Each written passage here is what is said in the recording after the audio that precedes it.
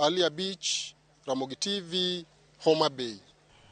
Duol machoko osuru e pacho ka endi KRA oyango dongruok e choko mar osuru kuom dweche 9 mokwongo e higa omenda mar 2025 nyaka 2026. Mano dongruok mar atamalo 11.4 momiyo giyudo mohewo siling trilion 2. Lydia Okeyo leronwa kaka KRA oyango chenro mopogore opogore ma gisebedo ka giketo e tim mokelo medruok mar osuru. E report mar gima ogol gi jatatije, duol machoko osuru e pacho ka KRA oyango ni e thuolo ma dweche 9 mokwongo mag hik omenda 2025-2026 ne gikalo kiewo mar siling trilion 2 bang' choko siling trilion 2.038. Kamano ne orem mana matin to gichope ageta margi mar siling trilion 2.122. KRA yango ni choko mawang'ni odhi malo gi atamalo 11 kipimo gi choko mar hik omenda mokalo. Maduol no ne ochoko trilion 1.829 e thuolo maket kod mano. KRA wacho ni okenge kod lokruoge ma giseketo ema osechwalo malo choko margi ka okenge goriwo koda ka jiwo lony manyasani e chenro margi kamor margi en bedo ni osuru osebedo kadhi malo dweche 9 go duto ka opim gi kaka ne chalo e hik omenda 2024-2025. Medruok e choko makama obiro kokalo kuom choko ma itime pacho ka kod osuru ma ijugo e mwandu ma ikelo e thurka. Mwandu go ma igole pinje ma oko medre gi atamalo 100.9 bang' choko siling bilion 733.7. Ma en dongruok gi atamalo 13.3 ka pimo gi siling bilion 647.6 mane ochoke e thuolo maket kod mano e hik omenda mokadho. Osuru mochoke e pacho ka e thuolo no emani malo mogik bang' duol no choko siling trilion 1.301 kochakre dwe mar 7 higa mokadho nyaka dwe mar 3 higani. Kama en dongruok mar atamalo 10.4 ka pimo gi higa mokadho e thuolo nogono.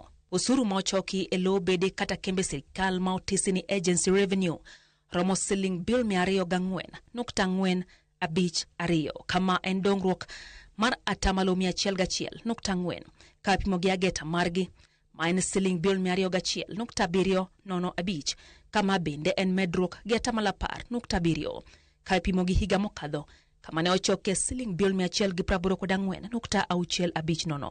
Osuru manochoke lo migawo mar omenda ne oromo siling trilion 1.834 kama en choko mar atamalo 95.5 ka ipimo gi ageta mar siling trilion 1.921 ma en dongruok gi atamalo 11.5 ka ipimo gi siling trilion 1.644 mane ochoki higa mokadho e thuolo nogono. Medruok e choko makamane obedoe kata obedo ni nengo ngima osebedo katek e thurka. Medruok nengo timo ohala kod yulo marach mar chal mar ohala e piny mangima. Kata kamano, gigo ma osekonyo rakruok gi midhiero go gin dongo mar yuto mar oganda ma pacho ka kata GDP manodongore gi atamalo 4.9 e kind dwe mar 1 nyaka 3 higa mokalo ka ipimo gi atamalo 4.25 higa mar 2024. Pek mar nengo ngima ne ochung'ie atamalo 4.4 e dwe mar 3 higani ka owuok e atamalo 4.3 e dwe mar 2 higani.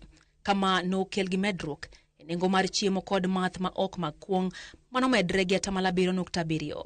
Nengo wuoth nomedre gi atamalo 3.8 ka nengo ute, pi, sitima kod gas nomedre gi atamalo 2.0.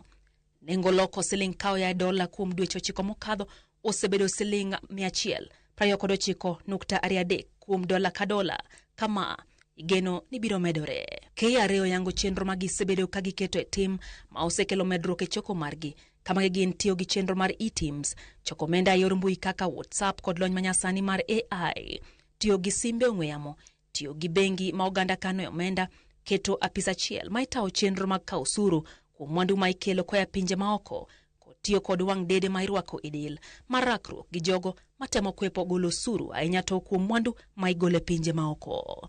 Lydia Okeyo, Ramogi TV, Nairobi.